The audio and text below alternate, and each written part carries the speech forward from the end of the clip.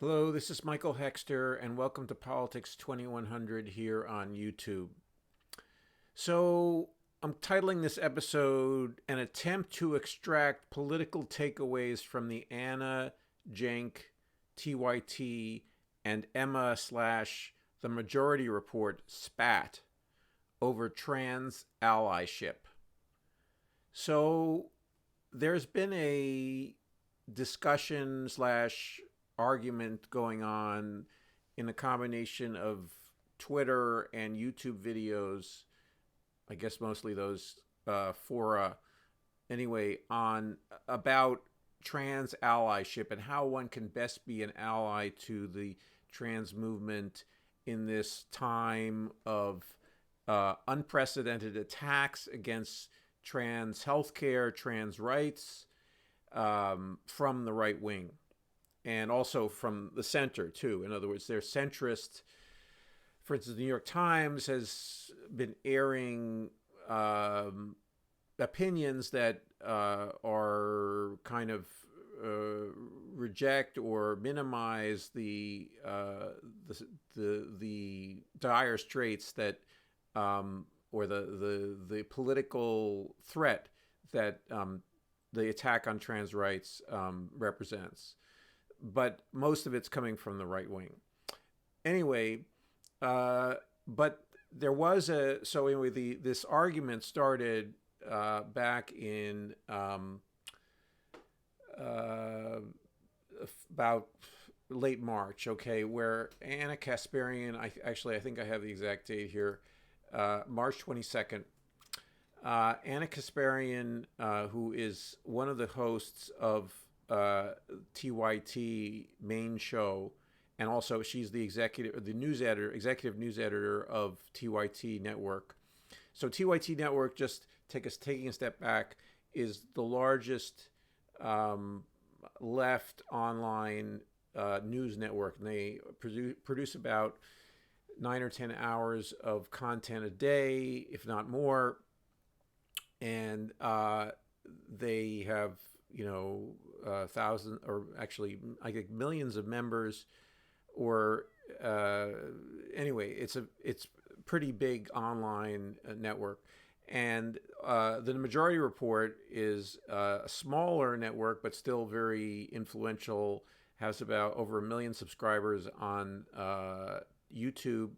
And I am a subscriber to both of them. I respect both of them.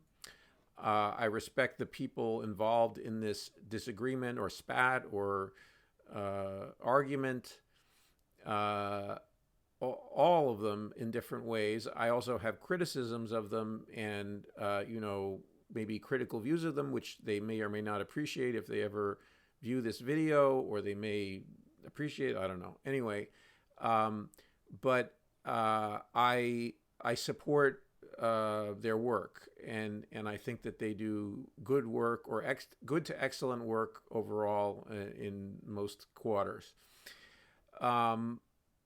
Anyway, so but around this issue of trans allyship, around how to best to support the trans movement, there's been some difference of opinion. So anyway, it starts with this tweet from Anna Kasparian. There doesn't appear to be any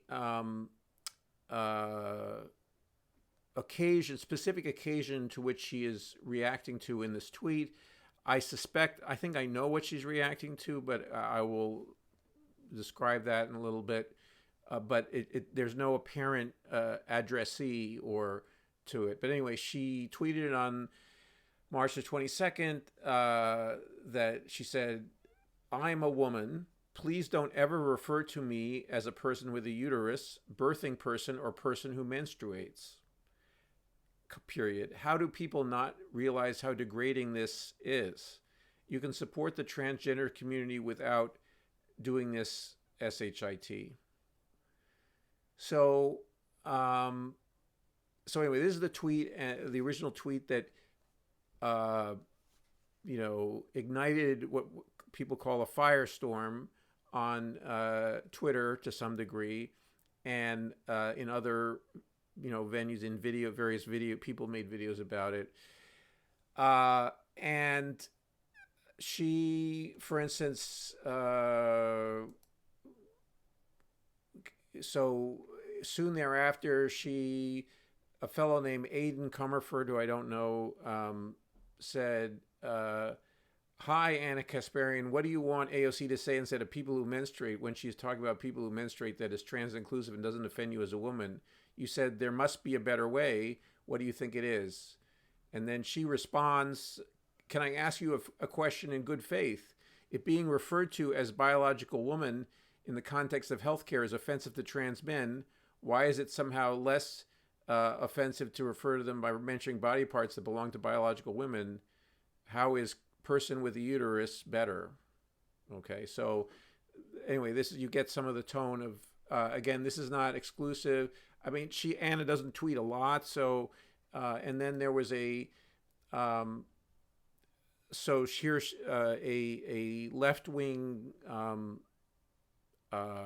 commentator pundit, Olayemi Alurin, said, "You made transphobic statements, and we spent an hour of the show defending you from allegations of being a TERF, trans inclusive radical feminist is TERF." So this is a opinion. This is a position that J.K. Rowling, who has come out against trans people from a sort of centrist position, but seemingly agreeing with this right wing anti-transphobic attack or campaign. So anyway, starting again, Olayemi Olurin saying, "You made transphobic statements, and we spent an hour of the show defending you from allegations of being a TERF rather than addressing the substantive problems with your comment. I said I felt like they were coddling you. I stand by that. If you think that makes me a hater, knock yourself out."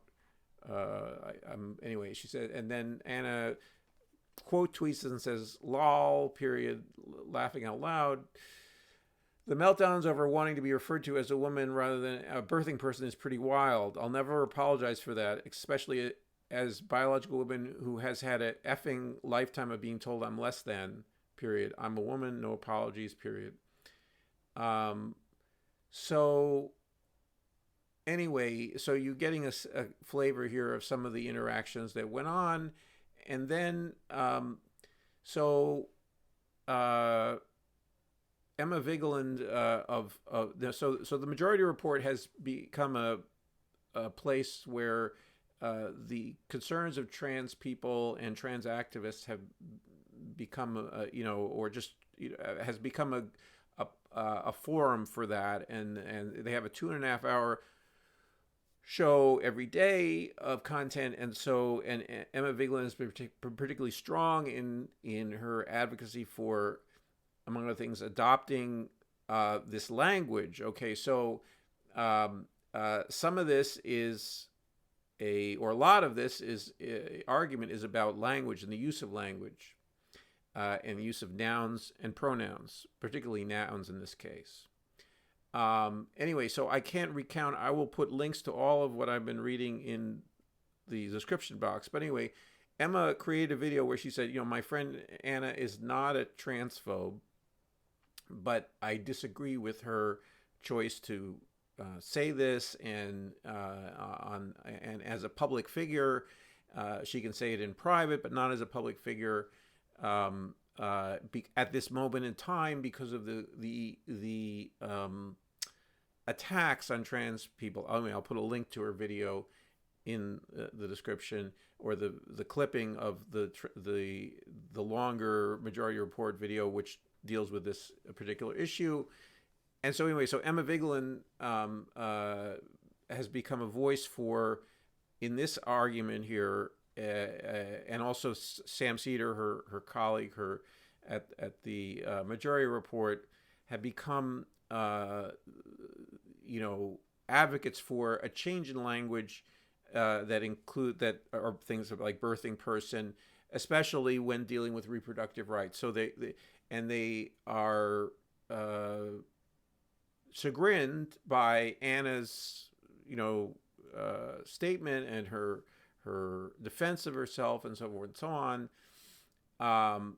and anyway, so I think, and Cenk Uygur then, who is, so he's the founder of Young Turks. He's the CEO of that company, TYT, and he stepped in and basically, started He started interaction with Emma on Twitter, and where, I mean, there were a few interactions, but let me. So it seems like, so basically Jenks is, I'll put a bunch of tweets in the description box, but anyway, just to read you one of them so you get a sense for once. So one of the first interactions, he says, left-wing extremists help right-wing so much. 66% of this country is left-wing, according to polling on policy issues. They don't believe in defunding the police or being called Latinx, or calling women birthing people, or abolishing prisons. Anyone who claims they do is lying. And then Emma says in her response, isn't your point contradictory? If that number is correct, that means that any aversion to inclusive language is marginal compared to policy sets. Democrats have been doing well electorally as well. Nobody is making voting decisions based on clumsy activist medical language. And then Cenk responds to her saying, Emma, I see leftists using this language outside of clinical context all the time. This new excuse that no one was using it anyway is bullshit, but I'm happy about it. If everyone wants to retire these terms to just clinical context, great. I agree, period. So, and there were some other interactions.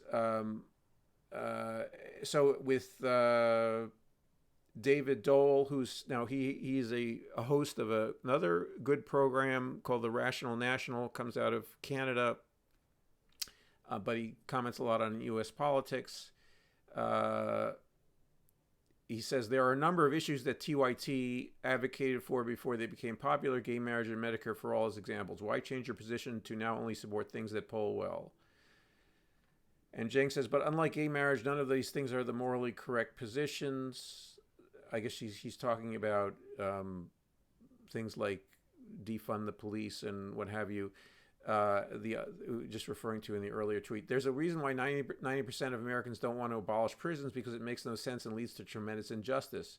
I'm not going to back nonsensical positions because 12 people on Twitter pretend to represent the left and claim no one is allowed to disagree.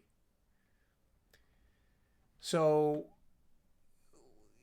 this, and then another Cenk Uygur comment. So Cenk Uygur is, I'm quoting him a lot because he's a well-known figure, relatively speaking, in the left media sphere. Anyway, one tweet, he says, the problem with American politics is that the extremes are nuts, but the corporate media pretends the middle is pro-corporate, pro-corruption agenda, period. No, that's the corporate extremists that MSN supports with their ridiculous bias. So real moderates have nowhere to go. To be clear, I think the portion of left wing that has lost its mind is about 2% of the country, and the right wing that has lost its mind is anywhere near 28 to 33% of the country. There's a difference in scale. So anyway, so I think you're getting the general drift of this focus. So of this disagreement.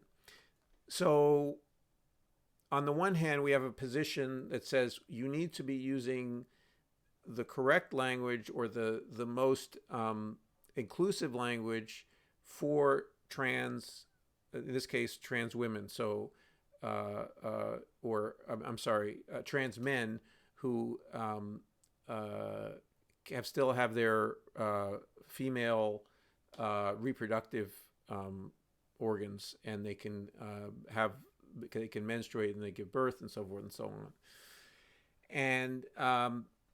And then so that having that language is there's almost no sacrifice to it, or at least if there is a sacrifice, it's totally worth it.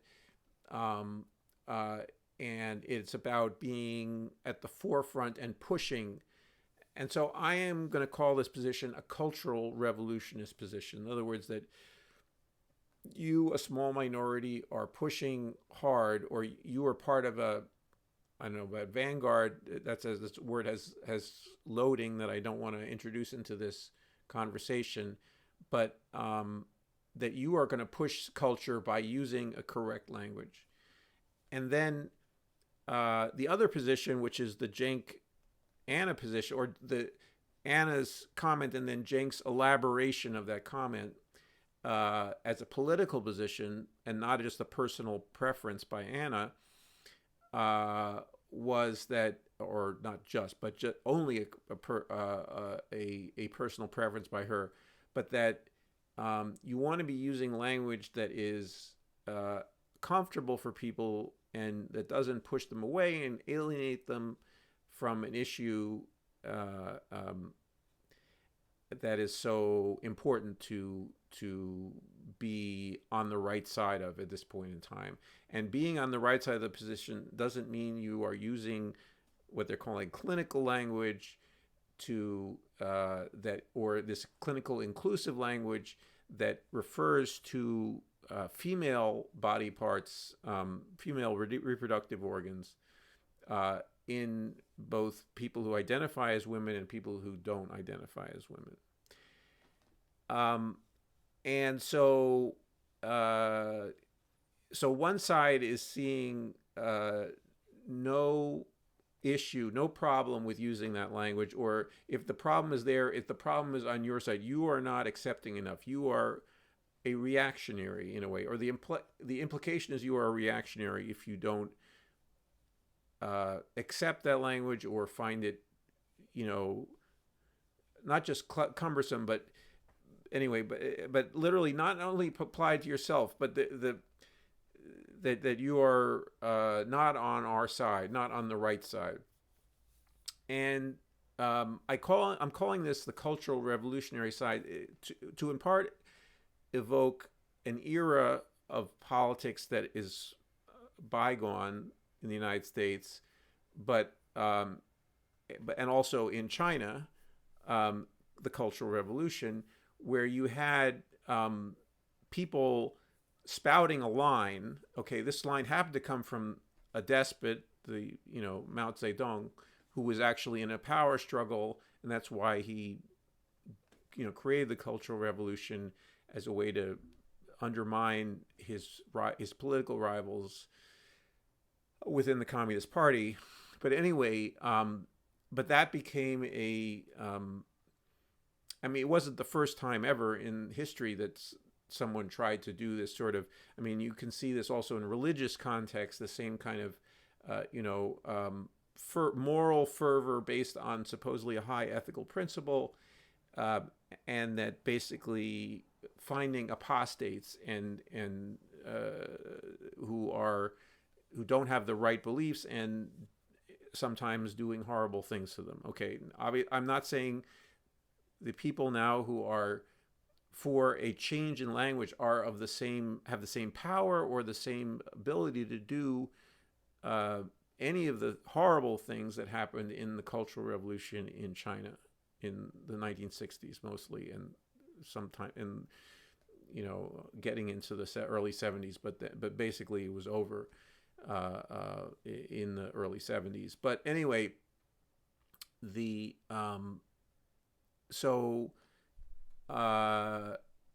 they don't, but still the impulse to stigmatize and name people outside your group, your group of believers in this line, this political line, or it could also substitute religious belief, but I'm not saying, I don't want to go there, but that those people get labeled and stigmatized, so forth and so on. So I think, but we have on the other side, Cenk is also, and to some degree, by inference, Anna, are also dealing in a way a little bit casually with what they're calling the left, and they're acting dismissive and calling crazy people who are trying their hardest to use a um, this inclusive language, and they are stigmatizing them too. Okay, so on both sides of this, we have um, people who are. So I want to take a moment then to abstract from this discussion and try to bring it to a slightly higher level, and not necessarily, not totally. I'm not high. I'm not saying higher, and just a level of abstraction. To talk about this, it's about political strategy, and it's about whether you should be building coalitions or you should be trying to change people's minds by repeating the right language, and they will learn from you. So they will be educated by you, okay, from hearing this language. So you can try to do both. So I think it's important to to do both, and also to recognize that you're going to need a coalition to fight the right wing um, campaign against trans rights, also against a whole bunch of other things. It's not just trans rights is an issue that the right is actually, in my opinion, trying to force the left into in a bad position.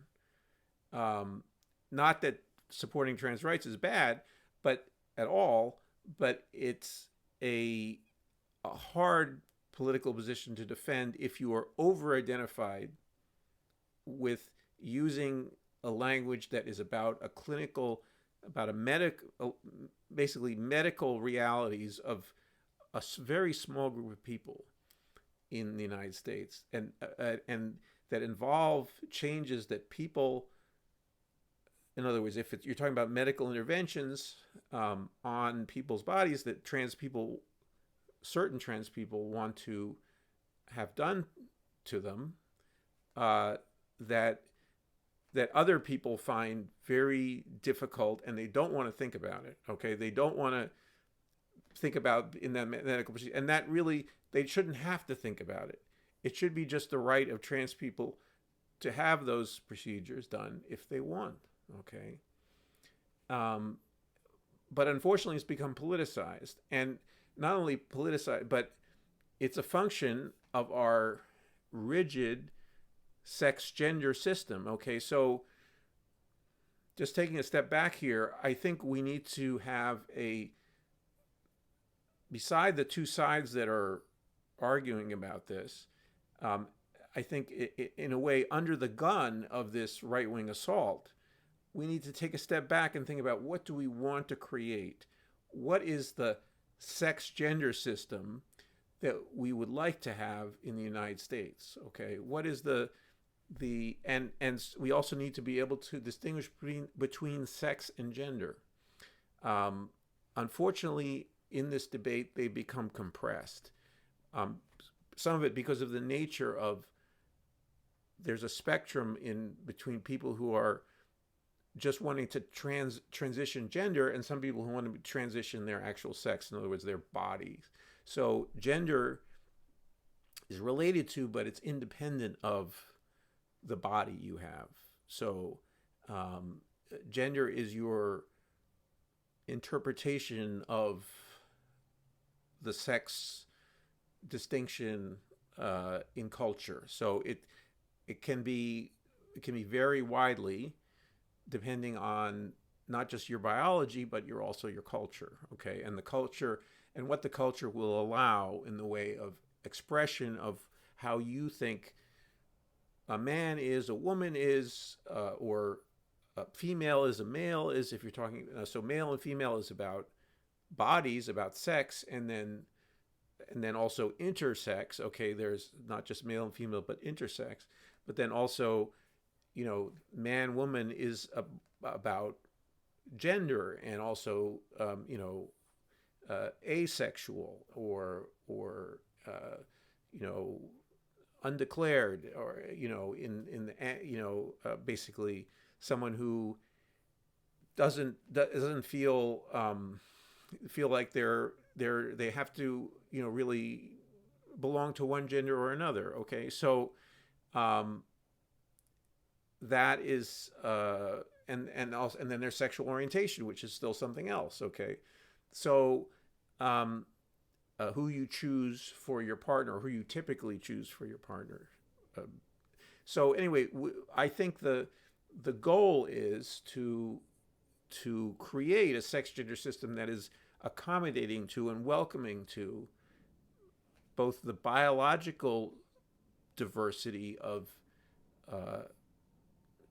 sex, in terms of, or allows people to, if they were assigned to one sex or the other at birth, that they or that they are allowed to reassign themselves, if they can, if it's possible medically, or to live in an in-between state, if that's how they were born. That's that they came into being. So it's on. That's one category. Another category is people who decide, even though they have one biology, that they want to at least have the gender of the people who have the typical opposite or cis opposite biology. Okay, and they either want to enact that just as a gender, or they want to also try to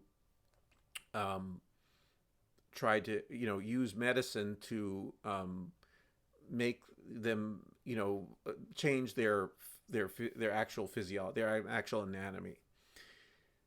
So anyway, so that having a sex gender system that allows for that, but also, in my opinion, more importantly, and a wider thing, is to have a gender system that is more inclusive of variety in genders, okay, and that people can choose their gender, and also choose man and woman can be man and woman. In other words, the classic two genders, or the statistically most highly represented and dominant that they can choose to elaborate that as they choose, by allowing that in the culture. And furthermore, I would submit, and this is, that the feminine, okay, that's associated generally with women, be valued the same as the masculine. Okay, so within the gender system, so not even talking about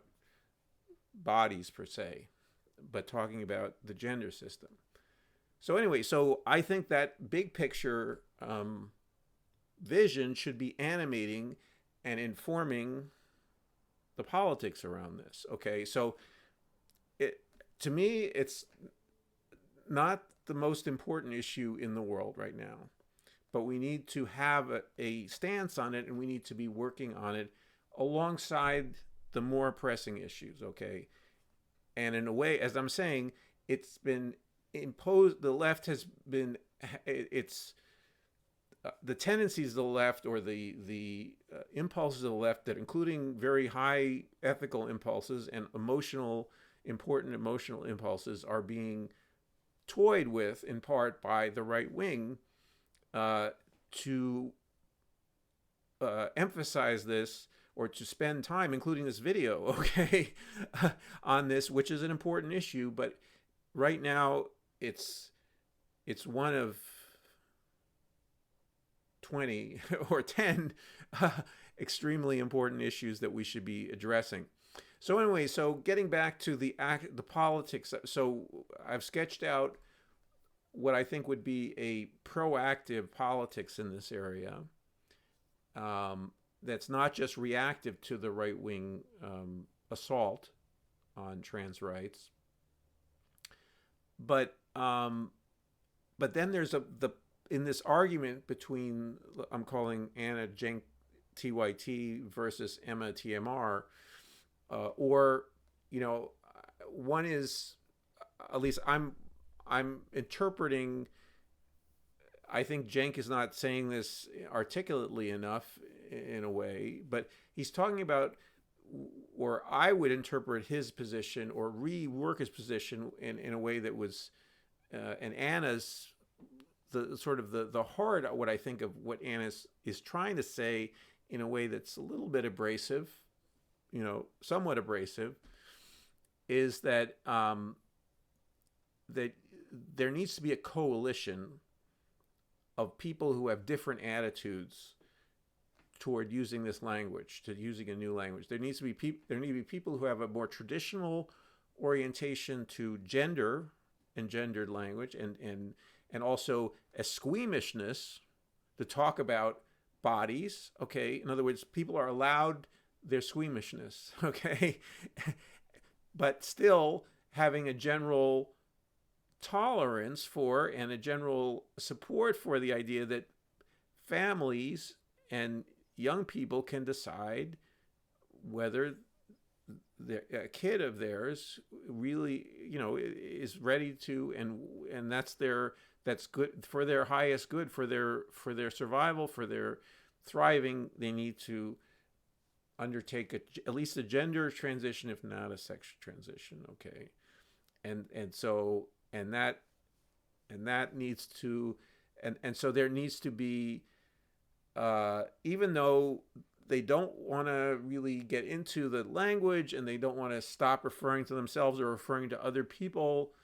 as men and women mostly, or whatever, and associating women with female bodies and men with male bodies, and so forth and so on, that they, at birth, I'm talking about, that that they can be part of this coalition. Okay, so and part of that coalition can also be the cultural revolutionists. Okay, the people who are saying, we want to push the envelope, we want to be the people who are educating people. Okay, we want to use different language, we want to be cutting edge. Okay, we want to, and those are also part of this coalition. Okay, but we need that coalition because the cultural revolutionists, I imagine, will be a small group, and also trans people are a very small group. Okay, and we want to also have those cultural revolutionists and also trans people be working on issues that have nothing to do with trans rights, but are not nothing, but tangentially, things like Medicare for all or climate action. Okay, my main thing. Okay, and anyway, so I think the political takeaway from this interaction that I'm trying to bring up to a level of abstraction where it's not about these personalities and about the or at least not about the way they interact with each other, that is about political strategy. And so I think building coalitions around this issue is important, and so you need to tolerate different positions and relationships to new language, because, among other things, and so this is something that wasn't also articulated. So not only is there a sex gender system, and we want to have a newer or more expansive sex gender system, but even the current sex gender system, a lot of people's emotional lives are built into their gender. Okay, so their gender is a lot of their brain, a lot of their thinking, about emotional issues and about identity issues is wrapped up in gender. Probably shouldn't be. Maybe we want to expand that. That's one of the things in the sex gender system that we would want. Like we would say, maybe attaching that to gender is not where we want to be. But anyway, a lot of it is. So to just suggest to people that they dispense with their language and the way they talk about it and so forth and so on, is threatening, to say the least, and feels offensive and emotionally, uncaring about them. Okay, even though they are not trans people, so they are the people who you want to recruit to help trans people not be attacked, okay, and to live their lives as they choose.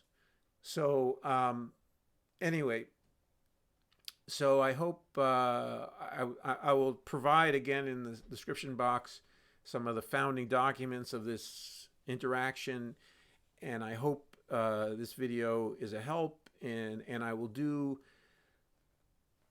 a subsequent video about why the right wing is so focused on trans healthcare and trans people and so forth and so on, and it has, it's basically psychosexual components that are deeply part of the right wing political project, and also the way they're trying to mobilize people in their reactionary campaign.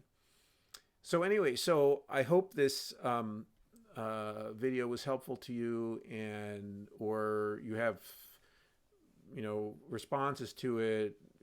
Please comment in the comments section, and maybe we can have a discussion there.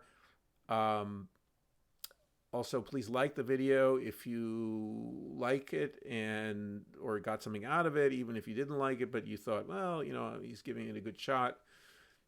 And also, please subscribe to Politics 2100 for more notifications of future videos. And I look forward to seeing you in the next video.